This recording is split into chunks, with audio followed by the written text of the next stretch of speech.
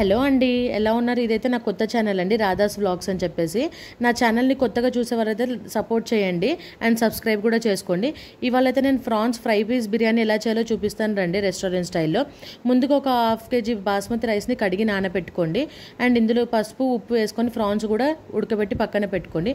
ఒక బ్యాండీ పెట్టుకొని ఇప్పుడు కొద్దిగా ఆయిల్ యాడ్ చేసుకుని అందులో చిన్నగా చాప్ చేసుకున్న ఉల్లిపాయలు వేసుకొని బాగా ఫ్రై చేసుకోండి. ఇందులోనే కొద్దిగా పచ్చిమిర్చి, కొద్దిగా కరివేపాకు వేసుకొని కూడా బాగా ఫ్రై చేసుకోండి. ఇప్పుడు ఇందులో కొంచెం అల్లం వెల్లుల్లి పేస్ట్ వేసుకొని పచ్చి వాసన పోయే వరకు బాగా ఫ్రై చేయండి. ఇది పచ్చి వాసన పోయిన తర్వాత ఇందులో చిన్నగా కట్ చేసుకున్న టమాటాలు కూడా వేసుకొని బాగా ఫ్రై చేయండి. ఆయిల్ పైకి తేలే వరకు కలుపుతూ చేయాలండి, లేకుంటే మసాలా మాడిపోతుంది. అండ్ ఇందులోనే కొంచెం మనం ఉడకబెట్టుకున్న ఫ్రాన్స్ని కూడా ఇందులో యాడ్ చేసుకొని బాగా ఫ్రై చేసుకోండి. అండ్ ఇది పైకి ఆయిల్ తేలే వరకు కూడా ఇది కూడా ఫ్రై చేయాలండి. ఇప్పుడు ఇందులోనే మనం మసాలాలు కూడా యాడ్ చేసుకుందామండి.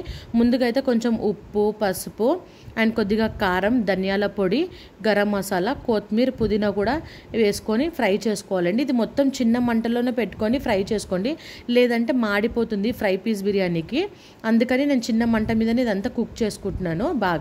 ఇది బాగా ఆయిల్ పైకి తేలే వరకు కుక్ చేయండి. ఇప్పుడు చూడండి మన ఆయిల్ ఎంత బాగా పైకి తేలిందో.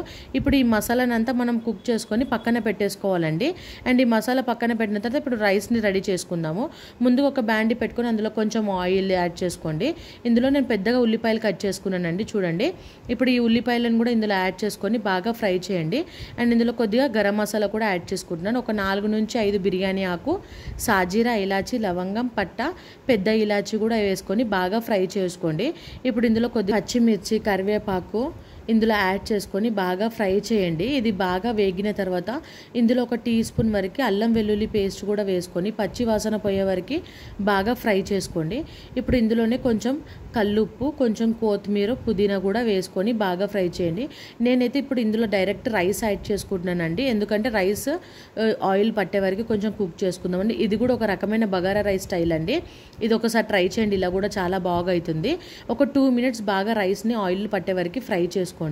నేనైతే ఒక 2 గ్లాస్ రైస్ తీసుకున్నా కాబట్టి 2.5 వాటర్ పోసుకుంటున్నానండి. నేను కొంచెం గ్లాస్ క్వాంటిటీ ఎక్కువ తీసుకుంటున్నాను నేను, అందుకని చెప్పేసి. ఇప్పుడు ఇది ఒక 15 minutes మీడియం మంట మీద పెట్టేసి 15 minutes కుక్ చేయండి. మనకి 90% వరకు రైస్ కుక్ అయిపోయిందండి ఆల్రెడీ. ఇప్పుడు చూడండి రైస్ ఎంత పొల్లుగా కుక్ అయిపోయిందో.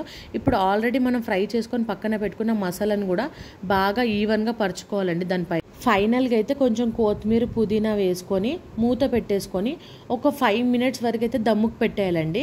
అప్పుడు మనకి మొత్తం రెడీ అయిపోతుంది. ఇప్పుడు చూడండి, నేను 5 minutes తర్వాత మూత తీసి చూస్తే నాకు ఫ్రాన్స్ బిర్యానీ అయితే రెడీ అయిపోయింది. ఇప్పుడు ఒకసారి నేను కలుపుకుంటున్నాను, చూడండి రైస్ అయితే ఎంత బాగా కుక్ అయిపోయిందో అండ్ పీసెస్ కూడా ఎంత బాగా, మసాలా కూడా ఎంత పట్టిందో అనేది. ఇప్పుడైతే మన ఫ్రాన్స్ బిర్యానీ అయితే రెడీ అయిపోయిందండి. చాలా టేస్టీగా ఉంటుంది, ఈజీ రెసిపీ. ఈ రెసిపీ అయితే మస్ట్ ట్రై అండి. నచ్చితే మాత్రం లైక్ అండ్ సబ్స్క్రైబ్. బాయ్.